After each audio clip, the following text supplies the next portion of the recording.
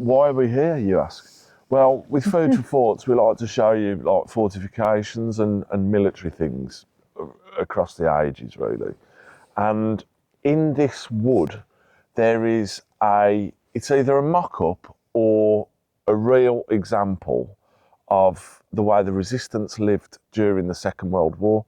Now, the story is that maquis, or resistance fighters, moved into the woods after they were being conscripted by the German army to work on their military projects during the Second World War.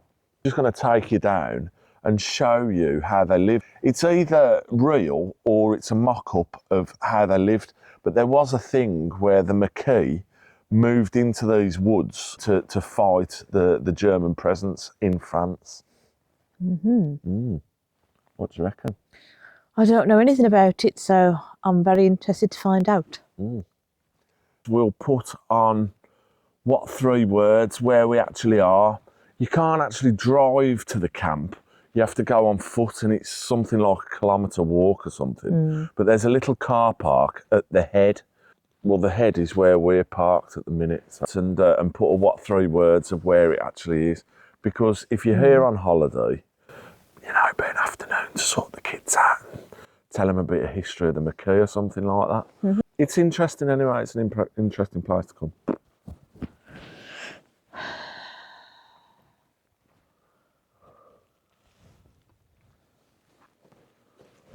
Oh, it's okay. Down this way now.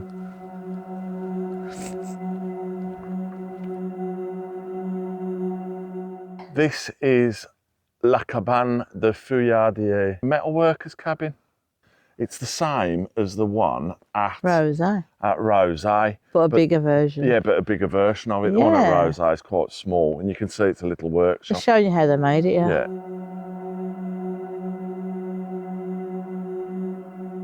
And this is what it looks like in real life. I bet it's nice and warm in there. You can sit in here as well.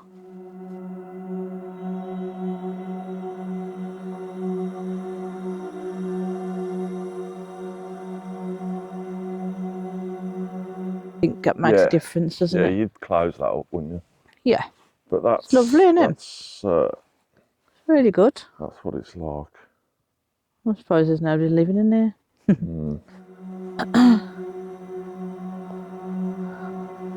Our Lady Abbey up there. Yeah. Yeah. As Louise has just pointed out, that is the alley of the abbey. So I'll take it you can get down to an abbey down there. So. Through the maquis. Down here. Ooh. The maquis.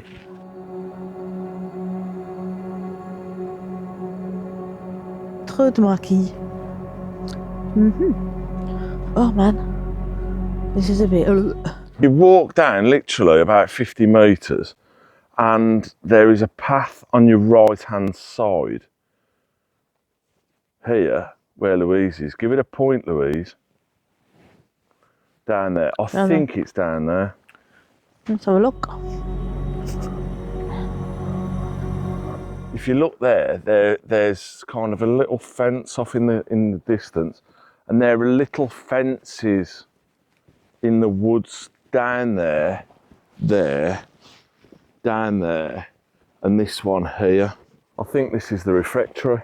The refectory, in a reduced model, has been reconstructed at this very location of the real refectory, where the resistance were having their meals, but also were discussing the evolution, political situation, and events relating to the war. This is where they were drawing up their plans of intervention and were developing the actions which they intended to lead as resistance fighters. Des Resistance. D'avril 1943 to May 1944. So it was used for a year, more than a year. It's all a bit damaged, isn't it? Yeah, it's the old lamps, the old oil lamps. Yeah. That looks like a water bottle or something. Yeah. So yeah, they'd have dug this out and et in here. Mm. And that's the construction of it, you see. Mm-hmm.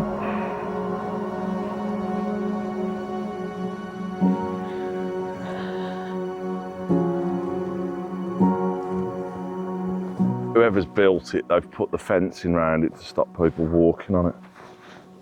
Let's have a look at these other, I think it's a dormitory and something else. It's the actual camp, this is, anyway. So, It's a perfect spot to hide, isn't it? yeah, it is. Can't hear a soul. No. This is another one. That's it. Yeah, it's just a hole, isn't it? Just a hole, yeah. This is one that's been blocked off. No. It's probably a food store or something. Yeah.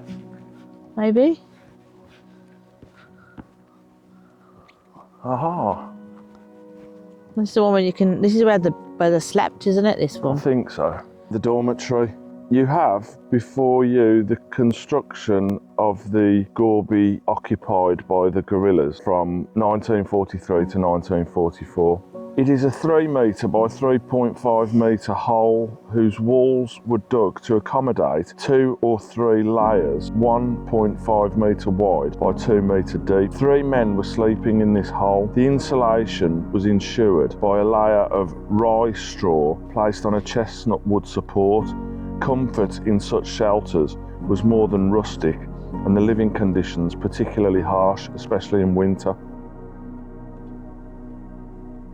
That's where somebody would have slept. On one side.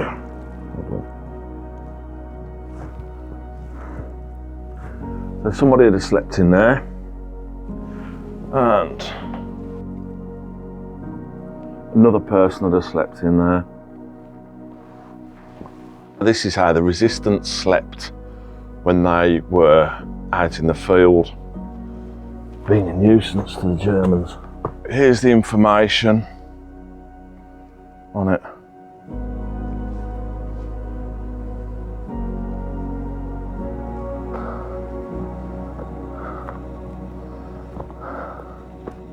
Do you want your bovril now? Yeah, why not? You could be. Oh yeah, it's piping hot. Excellent.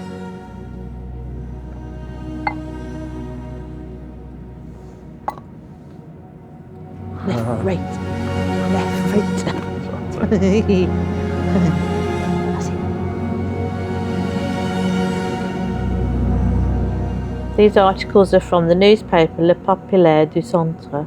André Dupuy, the last resistance fighter, was born on May the 26th, 1923, in Champignac to a family of farmers. André was incorporated into the youth work camp, and during the STO leave in Germany, he deserted and returned to Champignac to join the maquis on November the 11th, 1943, in the dugout huts at Gabarreau and Boubon, with around 15 young people from the canton. And he says, "We lived there hidden. We went out to attack trains or for sabotage. I have a great deal of respect for the farmers in the surrounding area who allowed us to eat by giving us food. We didn't have much in terms of weapons. It came from the war of 1914, a few pistols, rifles, etc.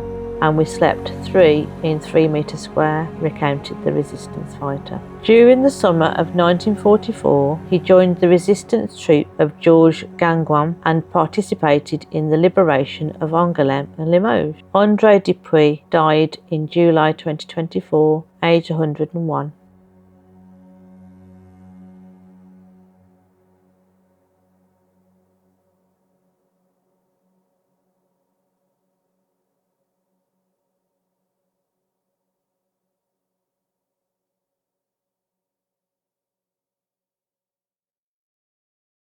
Hello. Hello again.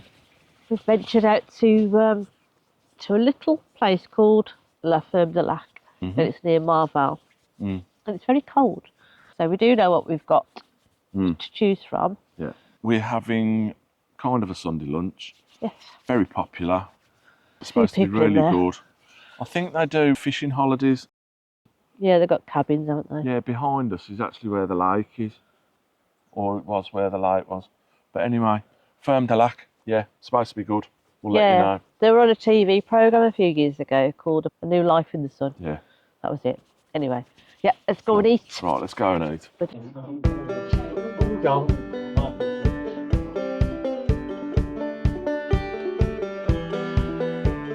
What are we having today then? What we're having today. Right then, for starters, we've got a choice of butternut squash soup with coconut and a blue cheese and vegetable tartlet for starters. And then for the main, it's Valentine chicken, and it's loads of different vegetables, roasties and Yorkshire pudding and gravy. What's the pudding? The dessert is a red berry fluff with coconut ice cream, and it's actually berries with a vanilla sponge on top. It's very loud. I'm taking up sign language.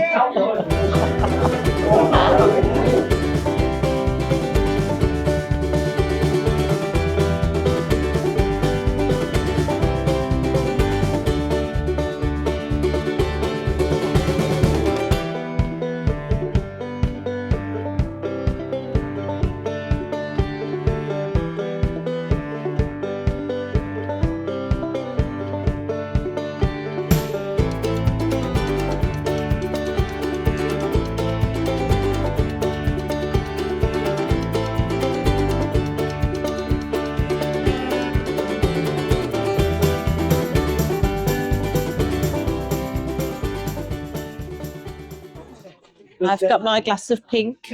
Not sure what it is, but it's very nice and fresh. I know, I'm getting to it. My butternut squash soup was very nice. Just needed to add a little bit of salt, and that was all. Lovely. And it wasn't too hot either, as in heat, to burn my lips. Yeah, it was nice. What about you? What did you think to yours? I've finished with the Guinness and I've got a Merlot.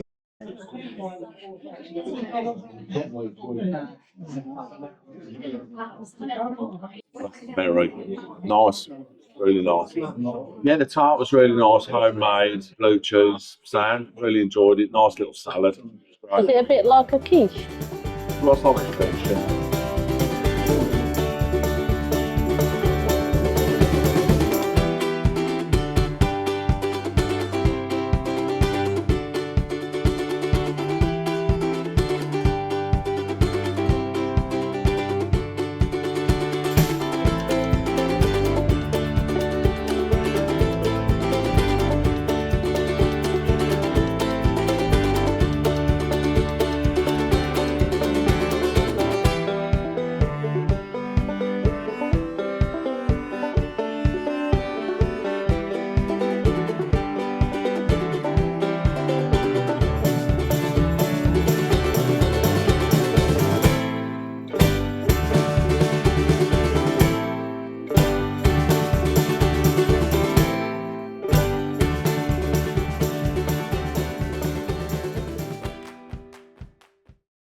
Lovely.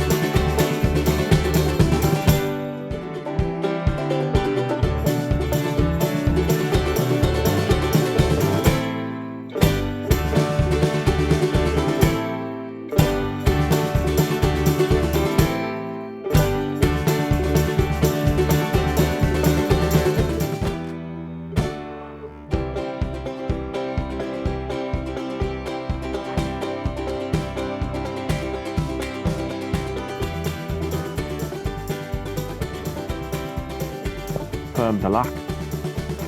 What did we have at Ferme du Lac starters? My starter was butternut squash seeds with coconut, and there were some pumpkin seeds in there as well. It was quite tasty. It was very creamy. Yeah, it was nice. Very warming. Very good for this time of year. What did you have for your starter? My starter was a blue cheese tart with a small salad and a balsamic glaze. The salad was kind of a like shoots. Was it? Yeah. It was nice, tasty. What was the main? Ballotine of chicken. Really tasty gravy. Yeah. I've got to say, all the elements of it, it was really tasty. It was really nice. Yeah. It's proper like a home cooked meal, wasn't it? A well done home cooked meal. Yeah, flavourful, very homely. I had a glass of red, a Merlot. That was all right. It was very plummy, black currant. Louise thinks it was oaked, so I don't think it was oaked. Tasted oaked. Yeah, but I think it's more the Merlot, but I'm certain it wasn't oaked. Louise had a rosé, and I also had a Guinness. I had a Guinness as well, Half a Guinness, which was all right. What did you find out about your rosé, darling? I found out that when I first tasted it, originally, when I first had it, it tasted a little bit lemony. And when I was just taking the mick out of sommeliers with the whole thing that I do. I did it, and I said, oh, it actually tastes a bit more peachy now. So it does work. Yeah, we've learned something. So it does work when you do that bit of a... Yeah. What did we have for dessert, darling? It was a red berry slump. Yeah, red berry slump. Which is basically a sponge cake on top of red berries. Yeah. No, there wasn't. Coconut ice cream that I gave to you. The pudding was superb, homemade again. I had Louise's balls, but anyway. Yeah, that's I had a bit of cream on mine, but I found that the fruit was a little bit too tart for my liking. Yeah. But anyway, I still enjoyed it. It was sound. I still enjoyed it though. What did you think of the place? Yeah, it was nice, very homely, like I say. It was. Yeah, loads of little lights everywhere. Yeah, very homely. It was a bit dark. Full of Brits. But full of Brits and Dutch. Oh yeah, the Dutch. Because we've been there years and years ago, and they remembered our names. Yeah. And I mean, it's probably been about 12 years. I think it's longer than that. Probably 10 years. About 10. About 10 years. Anyway. Yeah. It's been a while. Yes. What would you score it, and would you recommend it?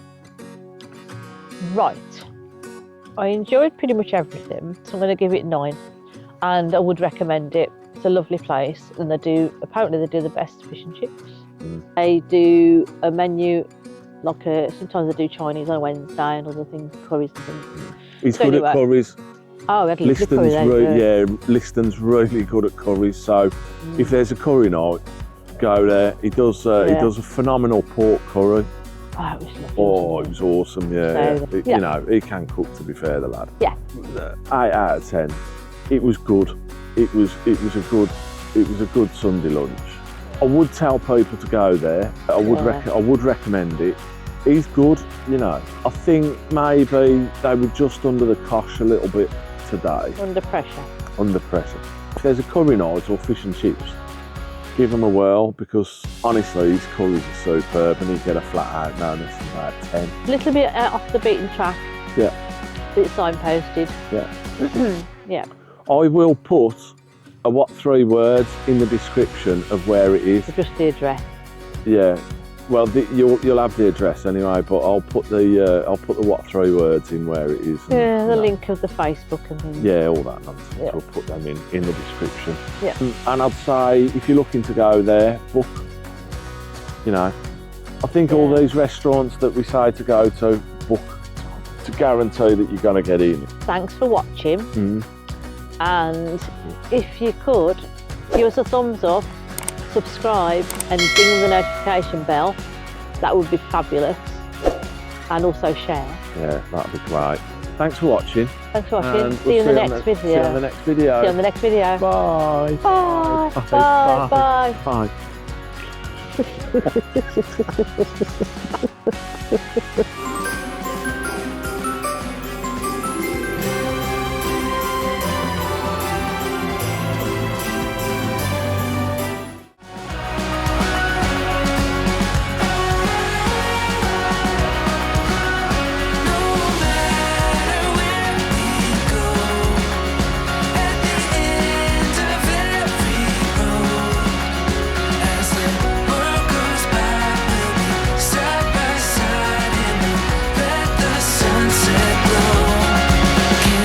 song.